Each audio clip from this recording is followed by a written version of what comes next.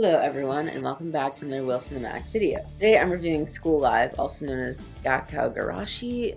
Help, I don't speak Japanese. Before I get into the plot, big spoiler warning, because if you've ever even heard of this show, spoilers are imperative. So, let's dive into the plot. So there are 14 episodes in total, and the show pulls a WandaVision. What I mean by that is that Yuki, the main character, experiences trauma and shuts down a little bit like Wanda. So the show follows Yuki, a student at Gakkou High School. She and her three friends, Kurumi, Miki-san, and Ri-san, her dog Toromaru, and the teacher Megane make up the School Life Club, a club that lives at school. So in the first episode, we see Yuki going through a normal school day. Throughout the episode, we get a lot of hints to what's really going on. We see small hints like the fact that they eat and sleep in the school and the stairs are barricaded. Now, Yuki loves school and won't stop talking about her love for it. Now, in this episode, we see this really scary scene. Apparently, they're in the school surviving a zombie apocalypse. This is honestly such a big twist for me the first time. Anyways, as the episodes go, we get more backstory on different characters. The character I'd say we know the least about is Ri-san. We don't really get too much information on her. And Miki-san has the most backstory. She gets a multiple episode arc in how she ended up with the girls. I call her Miki-san because that's just what Yuki calls her. There's a great episode where she's trapped in the mall with her friend. In this episode, we get this really cool idea that zombie and other survival movies never talk about. Staying alive but barely living versus like risking your life but being free. When Miki-san was trapped, she decided to stay while her friend went. So the main thing this show goes over is Yuki's struggle to come to terms with the horror around her and the very heartbreaking death of her teacher Megane. I'll get to that in a sec. There are all these amazing scenes where her world starts crumbling around her. I think my favorite one is the one where she's looking outside through these like all very broken windows and some rain hits her face and she becomes shocked that there's no glass in the windows, like the first time it hits her. Additionally, there's a great scene where she plays music and dances, and Miki-san comes in, and we hear the music for what it is, super distorted, and the room's covered in blood, and it's really creepy music. Speaking of music, the music in this show is amazing. I love this one recurring theme. I love how the theme song gets darker every time, just like Yuki's perception. So then in about the 6th episode, we find out Megane is dead and actually a zombie. So apparently she died shortly after they barricaded the school. She died protecting the girls from a horde of zombies. Yuki kind of shut out the memory completely. So this show loves tricking people. Like, for example, they camp in together in a tent inside the school.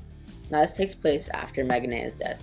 So anyways, we hear some walking and other stuff in the background, and the older girls tell Yuki it's Megane and they have to be quiet because she'll know they're awake. But it recently hit me that the sound was probably a zombie in the hallway. This actually hits on another topic the show discusses. Throughout the show, Yuki imagines Megane and the whole school intact, everyone's there. She's still going to classes every day and sitting in this bloody classroom by herself. Because of how badly Megane's death affected Yuki, the older girls play along with her delusion. I think it's easier just to pretend that everything is the way it was, just like Yuki. It's said that after Megane died, Yuki got so depressed that she just would not stop crying. The same thing happened after the apocalypse started. She just could not stop crying.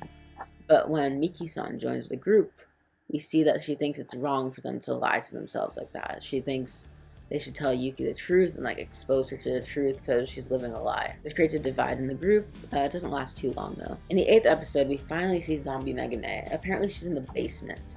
So there's this really cool scene where she scribbles their names in a notebook and you can see their names written out clearly.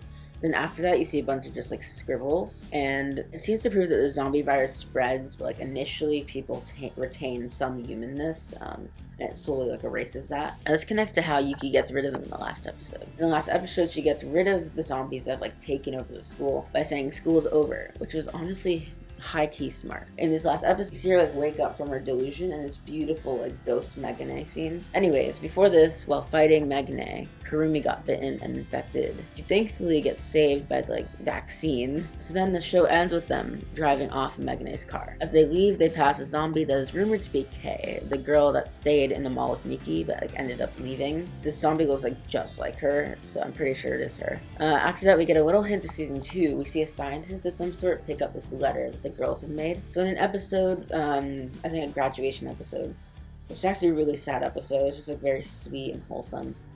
They made cute graduation letters and sent them out on balloons and with pigeons and stuff. The scientist clearly found one, which means there are other people still alive because we don't really know too much about like the world state. So I have to say I love this series with all my heart, and I've seen it literally 4 times. Like I love it so much. It's by far one of the best anime I've ever seen, like ever. Here's my rating. Main characters 10 out of 10 because they're all like amazing main characters. Supporting characters 8 out of 10 because I find, not that there are many supporting characters, but like Toromaru and like I guess Megane because she isn't like a main character. Great supporting characters. Plot 10 out of 10 because this idea was just such a good idea. This idea of not just a zombie apocalypse, but applying it to like, first of all, teens, and in a good way, because I find that like teen zombie stuff is never good. But the fact that like it shows like really the true impacts a situation like that could have on somebody, so much so they like break into this like delusion, awesome. Message 9 out of 10. It has some really great messages. Ending, I said 10 out of 10. Just because it's a great ending. World building, I said 9 out of 10 because it really builds this like great world that we're like introduced to, like such a cool world with all these zombies and honestly kind of scary. Animation 9 out of 10 because the animation overall is amazing. There's some really beautiful scenes, and music 9 out of 10 because the music is just so good and I'm still listening to it today. And that gives my overall score of like 10 out of 10 because honestly this is like a perfect anime series. Like I didn't see a single issue. I never skipped a single scene. Like, it was just perfect all around. Anyways, that's it for today. Let me know what you guys think of the show. As always, remember to like and subscribe. And also, let me know if there's any other anime series you'd like me to review, because I love reviewing anime series.